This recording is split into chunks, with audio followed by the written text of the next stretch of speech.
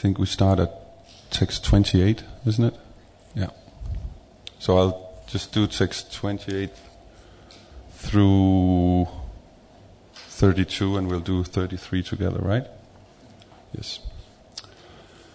When Maharaj Bharat performed the sacrifice known as Masnara, or a sacrifice in the place known as Masnara, he gave in charity 14 lakhs of excellent elephants with white tusks and black bodies completely covered with golden ornaments. Text 29.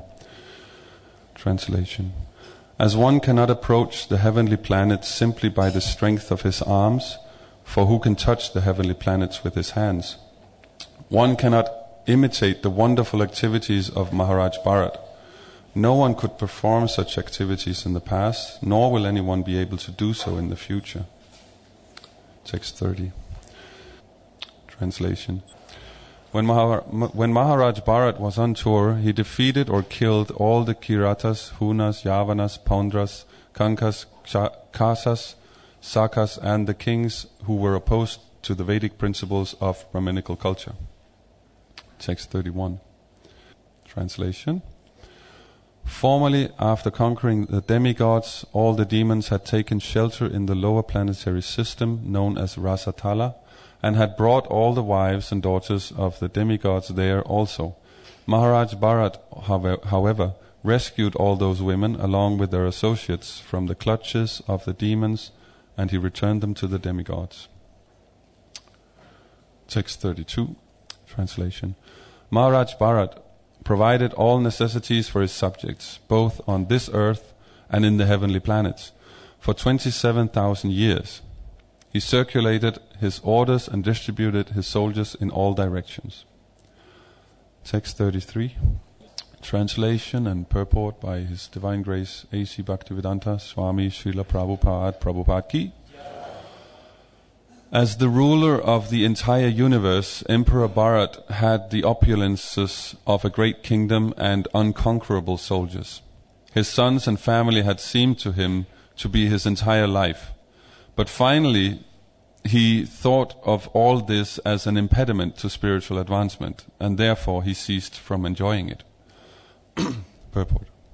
Maharaj Bharat had incomparable opulence in sovereignty, soldiers, sons, daughters, and everything for material enjoyment. But when he realized that all such material opulences were useless for spiritual advancement, he retired from material enjoyment. The Vedic civilization enjoins that after a certain age, following in the footsteps of Maharaj Bharat, one should cease to enjoy material opulence and should take the order of Vanaprastha. Om Agyana Chimiranda Shajanandana Shalakaya Chakshurun Militam Yena Tasmai Shri Gurave Namaha Shri Chaitanya Manobishtam Stabitam Yena Bhutale Swayam Rupa Kadama Yam Dadati Swapadantikam Vanchakalpatarubhyascha Kripa Sindubhyai Pacha Pajitanam Pavanebhyo Vaishnavibhyo Namo Namaha Jai Shri Krishna Chaitanya Prabhu Nityananda Shri Advaita Gadadhar Shri Vasari Gaura Bhaktavrinda Hare Krishna, Krishna Krishna, Hare Hare, Hare Rama, Rama Rama, Hare Hare. Hare Krishna. So here we're dealing with midlife crisis. Approaching 50, and you've done well for yourself. You have facility, you have family. It's all working out pretty well. I mean, you're the emperor of the whole universe. That must be classified as doing pretty well for yourself. And yet, where's the satisfaction? Where's the enjoyment? It's not actually there. So there are various options then. You can get a tattoo, a motorcycle, or if you have enough money, maybe you can trade your wife in for a newer model. Or there are various options. The Vedic injunctions recommend Vanaprastha, which means instead of looking at the detail as being the problem, this wife versus that wife, or my Citroen Berlingo versus a Harley Davidson, no, that's not the problem, it's the whole thing. It's the dravya, the material energy. That's the problem. We think we can enjoy it, we can't. We can try, and that's bona fide. You can have the whole thing and do the whole thing, become an emperor of your own little world.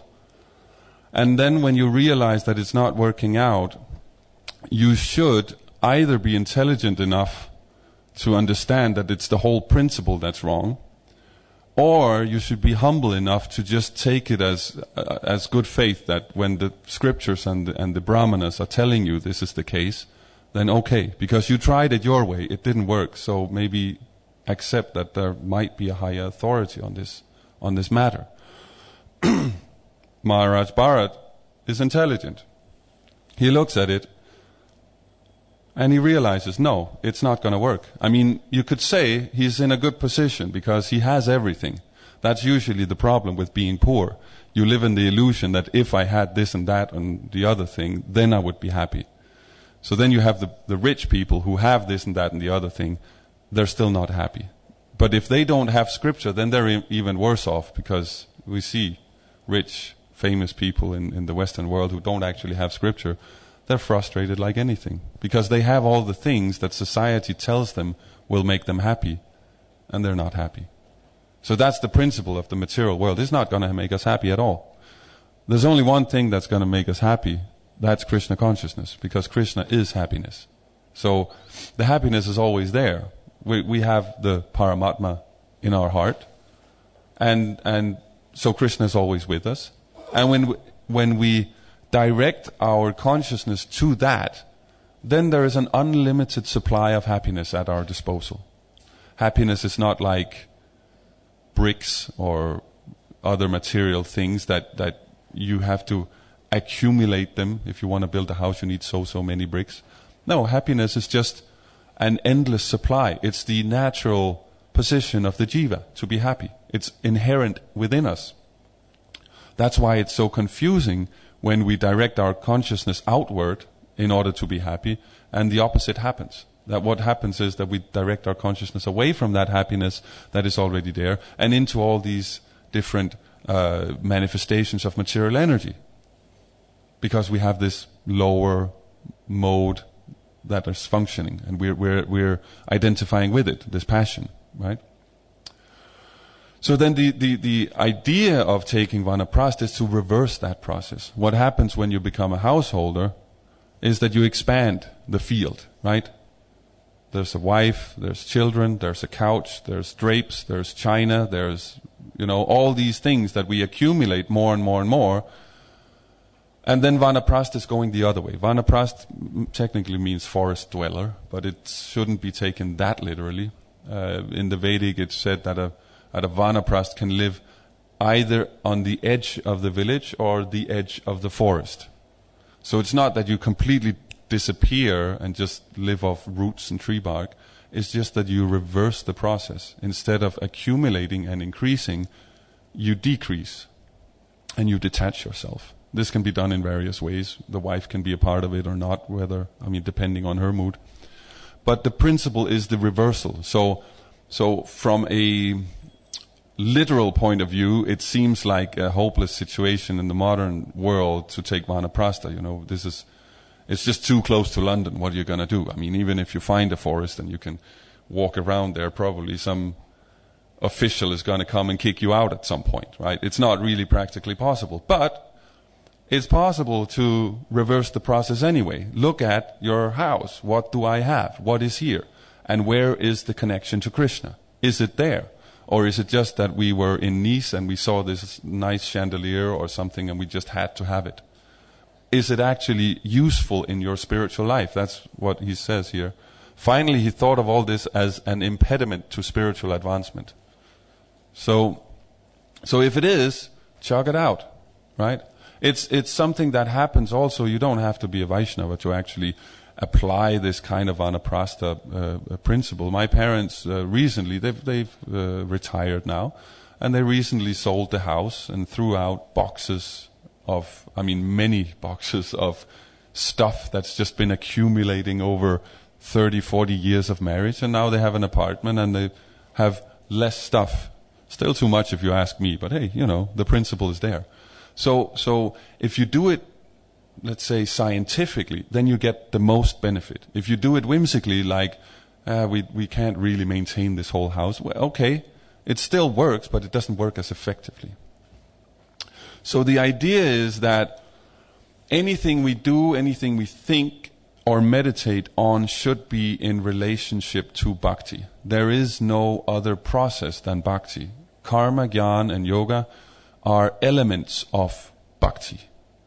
We have a tendency, because we are by nature attached. We're not Atmarama, we're Tatastha Shakti. We get attached to whatever it is that we're dealing with, and whatever it is that works, we get attached to that. So if we are doing even if we're doing some kind of spiritual activity, excuse me, we have a tendency to get attached to the activity, and sometimes a little bit forget what's the goal of the activity. Does that make sense?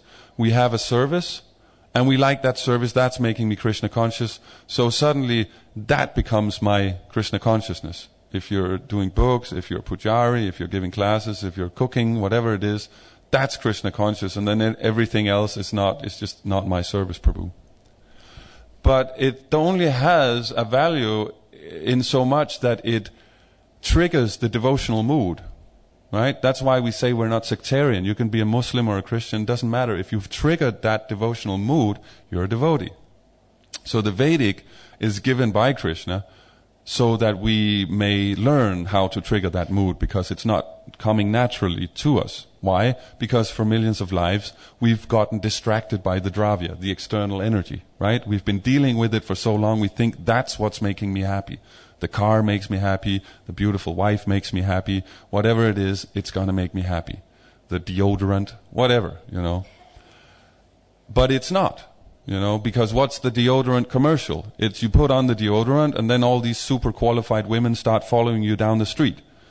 So it's not the deodorant, it's that people will like me. That's the thing, Why? Because relationships. Now, it's a perverted idea of relationships where I'm in the center and everybody's just attracted to me because I have a deodorant. So it's not really a scientific way of approaching it, but the principle is the same of relationships, right? So if we maintain that principle in our consciousness, then we can become Krishna conscious in pretty much any sphere, in any activity that we're doing. We just do it for Krishna, right? Of course, there are certain limitations. Butcher for Krishna, it's a difficult one. There are certain things, like these Ashvamedha yagyas, these Gometa yagyas, these cow sacrifices and horse sacrifices. They're just not recommended in Kali Yuga because we cannot do it. We don't have the consciousness to do that. So all this meat eating. That's why we hear that he goes after all these tribals in the previous verse 30, the Kiratas, Hunas, Yavanas. These are all the tribals that are not exactly following Vedic injunctions, because this is not good, right? But other than that, whatever you do, you can do it for Krishna. You can cook for Krishna, you can drive your car for Krishna, you can, whatever it is, because you can maintain your family for Krishna. It's Krishna's family, I'm just maintaining. That's what makes the difference, right? So that has to be in the forefront. Now, the problem here with Maharaj Bharat is that he actually messes up in the end, right? Because he actually ends up in the forest and gets too attached to that. He gets attached to the detachment. It becomes a yogic process for him. Now, what happens is that we are, by nature, we crave association, because that's why Krishna manifests everything, is for the association. He's God, it's not a big deal for him, he wants association. We think it's a big deal to be God because we're trying to be God, but it's not. So he ends up associating with a deer and becomes an animal. So we have to be, it's a very subtle thing, we can be very expert in our spiritual practice, we can have all the facility, like this is a very nice facility, and the deities are there and it's all going on, the whole program, but if the consciousness is off just slightly, we're going to become a very nice and cuddly animal. That's what it is, there's no loss. Bharat Maharaj is self-realized, and there's never a loss in spiritual advancement, so he becomes a self-realized deer. Still a deer, You know, it's not like devotional service is not like going on easily when you're an animal. It's just not exactly in the dharma of an animal. So we have to be very careful here that always we put the relationship on the top and the facility as a support, or the culture, the Vedic culture, whatever it is, the meditation, the knowledge, that we put it in support of the relationship of being in a devotional mood to Krishna, or even better, assisting others in coming to that devotional mood, right? That's the story of Bahulashva and Shrutadeva, that Krishna comes to both of them. Bahulashva is a king, and he has all opulence. And Shrutadeva, he's a brahmana, he has nothing. So Krishna comes and manifests himself in two. So he goes to both of their houses, because they're pure devotees. They crave the association of Krishna. So he comes, and he brings all his homeboys. Narad Muni, Brigu, these sages are coming, and Bahulashva is offering all opulence, as it's really nice, and he's so excited about the whole thing. And Shrutadeva, he has to go to the neighbor to borrow a grass mat that he can sit on, but he's still ecstatic, and it's just Krishna doesn't care about the facility, it's his anyway, already. You know, it's like if someone comes to your house and borrows all your stuff, like your table and your plates and your chairs and your tablecloth and your candles and everything, and then invites you over for dinner, and all your stuff is standing over there, and he says, look, aren't you impressed at what I've done, you know? And it's all your stuff standing there. It's nice, but it's not exactly impressive. You can have a nice dinner and you can have nice relationship, but the table and the thing, that's not impressive. So that's the way Krishna feels about like this place or any other place. It's like, okay, nice, but it's already mine, you know. So that's not like, we shouldn't be too puffed up about that. But what happens is Bahulashva, he's glorifying Krishna, and he's all the facilities working and everything, but he's forgetting the associates. You know, whereas Shrutadeva, he is also including the associates. He doesn't have much facility, you know, it's what it is, but he's so happy that all the associates are there and Krishna is there and we can have association. So that's the difference. Bahulashva, he got distracted by the facility. He's a pure devotee. I mean, it's all for Krishna, but he forgot the devotees. So it's a very subtle thing that if you want to be the devotee of Krishna, you have to be the devotee of the devotees, right? The facility is not enough. Its only value is in its application in serving the devotees, right? So and that's the problem. We have this tendency to become detached. So if we are primarily focusing on karma, we will get attached to the karma, to the activity. If we're primarily focused on the jnana, we will become attached to that speculative attitude. And the yoga is what happens to Maharaj Bharat here, that he gets attached to this. It's described in Chaitanya Charitamrita how yoga is like a snake that swallows you up, because it just completely isolates you from association. And where's the fun in that? How is Krishna going to benefit from that? You're just sitting in the Himalayas going Om for 60 years. It's not like, why did he expand the whole universes, all the universes for that? So devotional service, that's the beauty of devotional service. It includes all the other stuff.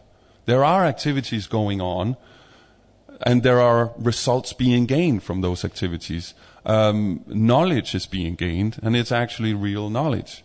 And the meditation is there. The deep meditation on Krishna is there.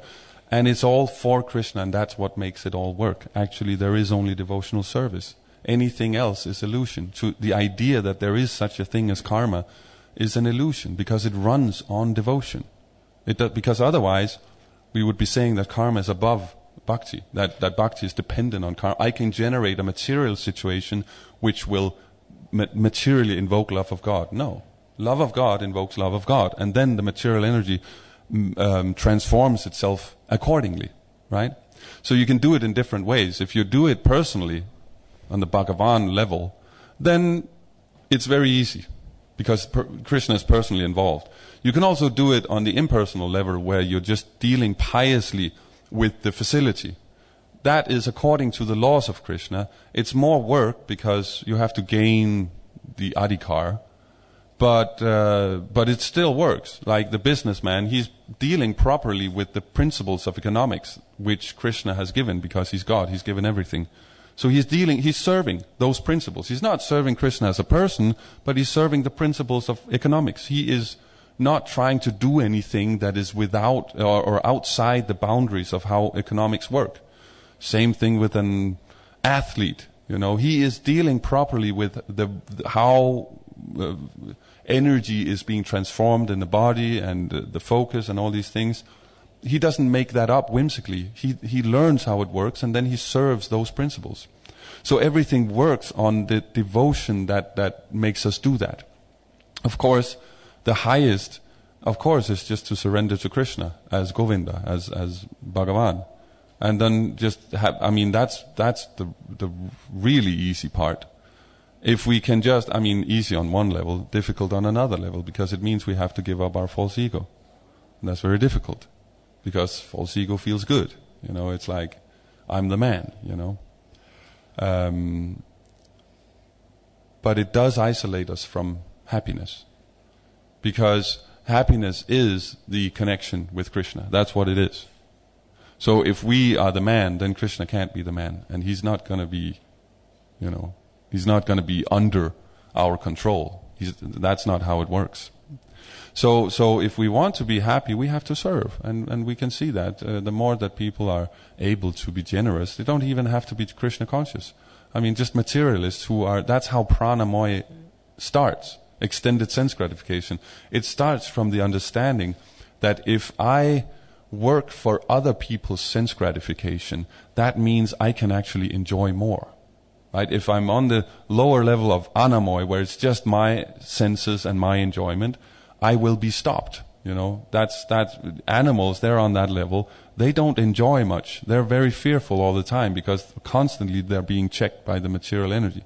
Pranamoy, that's where modern enjoyment is located. It's the extended sense gratification. We all make laws and rules and social customs that are designed so we can all enjoy and exploit the material nature. And we call it this is where all the isms are, altruism and humanitarianism and all these niceties that are just designed so that I can enjoy maximum myself, basically. And that's why we say sometimes, it sounds very harsh to say that the materialists have no good qualities. Nevertheless, that's what we say, because the good qualities they're displaying are not theirs. As soon as the facility changes or the situation changes, which it does all the time, then the good qualities go away. The good qualities are there, the niceties and all the isms are there because we can gain something. When that situation changes and we can't gain anything anymore, the niceties disappear, and then the frustration comes up, because the false ego will not allow us to deal with it, because I'm supposed to be in control. So that's the material consciousness. And this works, even, you call yourself a devotee and you start chanting japa, that doesn't go away. It's not like a switch that just turns off. This tendency to get distracted by the dravya, by the facility, is still there, right? So if we don't make absolutely sure that we always put the relationships on the top, the relationships of service at the top, then we will face difficulty in our spiritual life. It will be a very bumpy ride. So it's not a problem to have material conditioning. It's not a problem to have a mix. It's like the offense is to maintain material attachments. It's not an offense to have them, but to maintain them. So you have purushartha and kratvartha. So a kratvartha is a temporary goal, and a purushartha is the ultimate goal.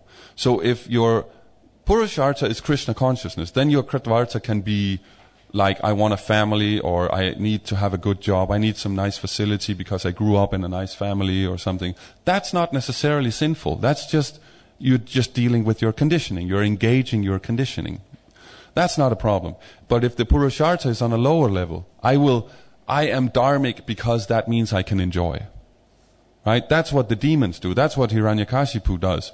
He is super Vedic. I mean, he's much more fixed up than any one of us, even some of the, very Brahminical Hindu social clubs we have who are super mode of goodness. They're not on his level. He's doing sacrifices for so long and everything is going on. Why? Sense gratification. So his Purushartha is the sense gratification. His Kratvartha is the dharmic system. So his ultimate goal is lower than the immediate goal. That's sinful. Does that make sense? Because we're exploiting Krishna's system for our own benefit. We're not offering it to him. So the Purushartha has to be higher than the Kratvartha. The temporary goal has to be leading towards a goal that is higher. Then we Shri Shri Radha Gokula Nanda ki, Shri Shri Sita Ram Lakshman Hanuman ki, Gaur Nitai ki. Then it will be purifying. Then we will call it karma misra bhakti. Right? It's bhakti, but it's mixed with a little karma. That's fine. It's purifying. Bhakti will purify anything. But if we go the other way, it becomes bhakti misra karma, karma kanda. You're using bhakti as a tool to get your fruitive activities. That's what we don't want. And that's the problem sometimes in the neophyte stage. We can't distinguish between the activity that we're attached to and the actual devotion. We think they're the same thing. Sometimes we hear that if you're not doing this or that, you can't really be self-realized. And this and that happens to be the exact service that devotee saying it is doing. Right? So that's a problem because we haven't distinguished between the two. So we have to notice, is this actually increasing my service mentality? Am I able to go above and beyond when there's a need for it, or am I just saying, well, that's not my service, Prabhu? Because if we say that, not my service, Prabhu, as like an automatic thing, then it means that we're not actually on the devotional platform. It's just karma kanda. This is just my job. I'm at the temple. This is my service, and it means I can get food. So we want to be in a mode of service that is generic. However that can manifest, okay, we may have our favorite service or less favorite service, but the mood of service is everywhere. And if need be, we will do whatever needs to be done, right? That's devotional service. So,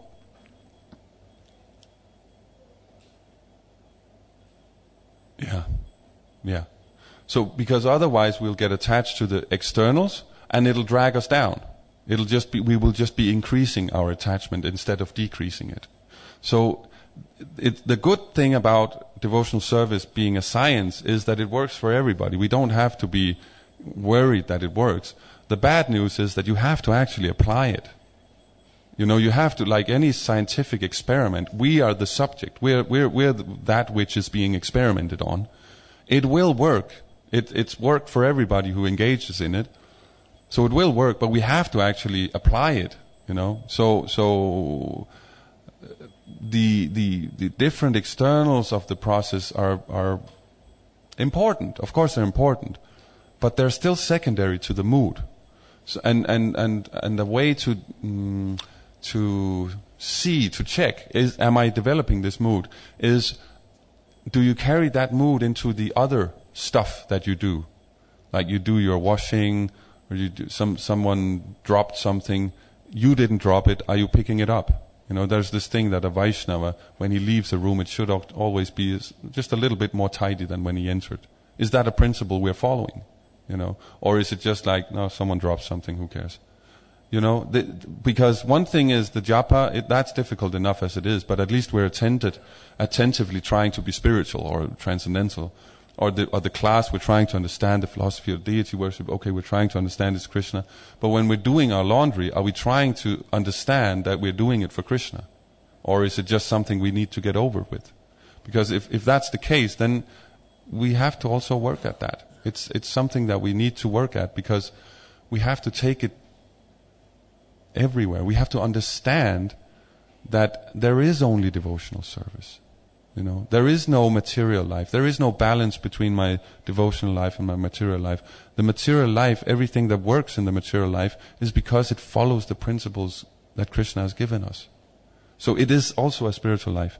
Now, if you connect it with Krishna, if you have a job, family, car, so you can worship Krishna, go to the temple, do these things, then it's perfect, then it's spiritualized. If you don't, it's just illusion, it's just useless. So that's the thing, that anything only has the quality of its connection to Krishna. That's why it's given, so that we can connect it back to Krishna. So you need the desire, and you need some paraphernalia, and you need some skill. But that all comes if we have the right intention. If we actually have a pure intention, the rest comes. It's like children. In the modern system, we think we have to teach children how to read. We don't. We have to give them the desire to read. They will teach themselves. Their brains are like sponges, right? So this whole thing about testing them all the time and no, you're not good enough at this or that has the reverse result. So we see now that children are worse off in the schools today than 20 years ago. They're worse at reading, math, anything, because we're trying to force it on them. If we instead inspire them, they will learn it themselves. You know, they can do amazing things, children, when they have the desire. So in the same way, with our devotional service, we should be inspiring others. That's how we inspire ourselves, by the way.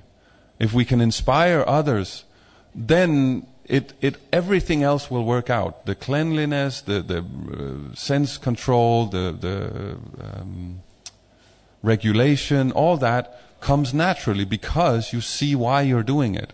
If we're just doing it mechanically, it's not devotional service. You know, it's just not, because the mood is not there. It's religious, okay, so we'll generate a nice material situation for ourselves in the future, but it won't get us out. It just will not get us out, because we're still attached to the externals. So that's the meditation, to try and actually not get out of the... See, we want to get out of a negative situation. But the problem is we think that it's the situation that's negative. No, it's the principle. It's not... Does that make sense? Most devotees, that was in Peru, I heard, they tried to figure it out. And they came to the conclusion that 80% of those devotees who were affiliated with the temple, they came to the temple out of suffering. They were suffering in their life, and that's why they chose to go to the temple. So the trick is to realize that the suffering is inherent in all material nature. It's not my situation that's the problem. It's the principal situation, right? So that's the problem with this way, is that when you have a painful situation, you try and solve the problem, and then when the pain goes away, you go back to the same behavior as before, right? Yoga is now the most popular pastime of materialists in Denmark, I read somewhere, right? So they go to the yoga studio, they get all flexible and they get all centered, and all these buzzwords they're using, feel so spiritual, you know. And then they go out and do exactly the same activity that got them in there in the first place.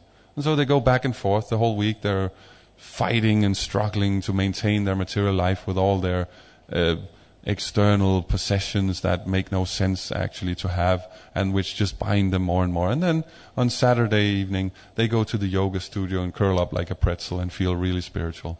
And then they go out and do exactly the same thing again. It's just the samsara, again, the wheel of life, but now you're just including a pseudo-scientific, you should say, yoga practice, because it's not actually the real yoga practice. It's not like yama and niyama are being introduced first, but there's some benefit because it's still part of Krishna's set of rules, and we're following. So you get that benefit, and you feel all good and centered, and then you go to the party and you start drinking, and then the next morning it's like, where am I? Then you go to the yoga studio again. So these processes, they work whether we understand them or not. But if we really want to get out, we have to understand the whole principle, not just that it works, but why it works. It works because Krishna doesn't like to see us here, because this is wrong. We're not supposed to be here. Someone said any sane person would go crazy in the material world, right? Because we're not meant to be here. So that's the problem, and that's the problem for Maharaj Bharat here, that he only partially understands it. So he understands it to the point that he's following Varnashram, but he doesn't understand it to the point that he develops full Krishna consciousness. He gets self-realized, means he's on the level of Vijnana, but he's not on the level of Anandamoy, because he's still distracted. And it says here, one cannot imitate the wonderful activities of Maharaj Bharat. No one could perform such activities in the past, nor will anyone be able to do so in the future. So materially speaking, we do not have any qualification. I mean, just forget it. We can't even follow Varnashram. We're still discussing if it's something that we should follow. That's ridiculous. It's everywhere in the books. It's just like half of the books is just Varnashram. I mean, if you can see where it is, it's not necessarily the word Varnashram is used, but if you see how, like Mahaprabhu says in Shikshastakam, I don't want money or followers or beautiful women. That's the Varnas. That's the three lower. Beautiful women is the Sudra, money is the Vaishya, and followers is the Kshatriya. The lower modes. So if you know how to see it, Varnashram is everywhere. So it's not even a discussion. We can't even do that. So how are we going to obtain Krishna consciousness? We're going to do it by understanding that it's all about relationships. It's all about serving the devotees. Then Krishna is happy, because Krishna loves the devotees. That's why Krishna comes to Bahulashva and Shrutadeva with all his homeboys. Because that's what it's about. It's about the devotees. For us it's about Krishna, but for Krishna it's about the devotees. So if we understand that, and we set Krishna at the top, then the devotees, then there's me, then everything works out perfectly. So yeah, that's the situation. Any questions or comments or corrections, chastisements, glorifications of Krishna?